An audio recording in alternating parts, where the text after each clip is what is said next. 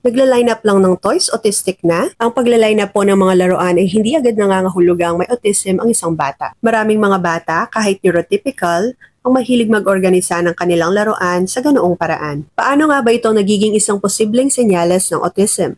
Una, kapag ginagawa ito ng bata ng madalas at tila hindi bahagi ng imaginative play. Halimbawa, araw-araw, halos buong oras ng paglalaro ay inuubos ng bata sa pagpila ng mga laruan. Hindi niya ito ginagawang parang karera ng kotse o construction site.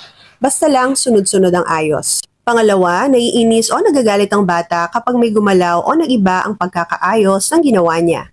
Halimbawa, kung may nakabangga ng pila ng laruan, magagalit ang bata at agad itong aayusin. Pangatlo, ginagawa nila itong mag-isa at wala silang balak na isali ang iba. Mas gusto nilang naglalaro ng mag-isa at ayaw nilang pinakikialaman ang ginagawa nila. At pang-apat, kung may kasama itong iba pang senyales tulad ng kakulangan sa eye contact, pag-uulit ng mga salita o echolalia, o speech delay.